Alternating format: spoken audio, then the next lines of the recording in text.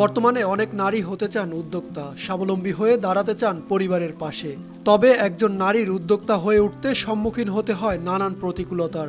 এসব সমস্যা কাটিয়ে উঠতে পারেন না অধিকাংশ নারী। আবার কেউ উদ্যোক্তা হলেও মুখ দেখেন না সফলতার। হতাশ হয়ে ছাড়তে হয় শখের ব্যবসা।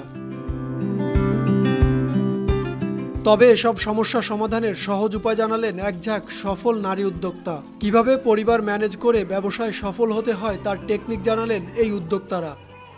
যারা বাধাগ্রস্ত হচ্ছে তারাই পিছিয়ে আছে। আমি বলবো বাধা না দিয়ে সাপোর্ট করেন।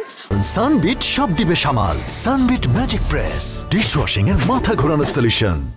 অবশ্যই মেয়েদেরও এটা মাথায় রাখা উচিত, লিমিটের বাইরে কোনো কিছু করা উচিত না। আগে সংসার, ফ্যামিলি, নিজের শালীনতা সবকিছু বজায় রেখে তারপরে যদি আমরা আগাই, আশা করি কেউ আমাদেরকে বাধা দিবে না। বিবাহিত নারীদের বাইরে গিয়ে কিছু করা, নিজের মতো করে উদ্যোগী হওয়া ব্যাপারটা কোনোভাবেই মেনে নিতে চান না শ্বশুরবাড়ির লোকজন।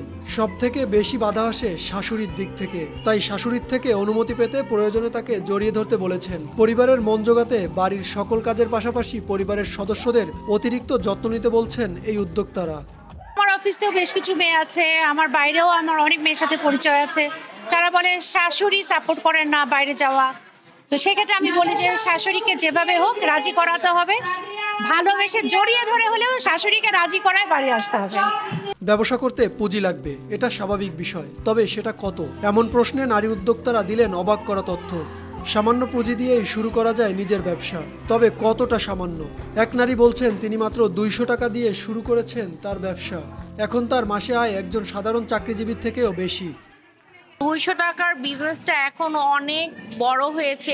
বর্তমান সময়ে একটা সার্ভিস করে যেরকম একটা ইনকাম পাই, ভালো একটা জব করে আলহামদুলিল্লাহ আমি বাসায় বসে আমার ওই রকম একটা ইনকাম আসে। রাজধানীর ধানমন্ডি এলাকায় অনুষ্ঠিত প্রিন্সেস গার্লস নামের নারী উদ্যোক্তাদের এক মিলন মেলায় অংশগ্রহণ করেন অর্ধশতাধিক নারী।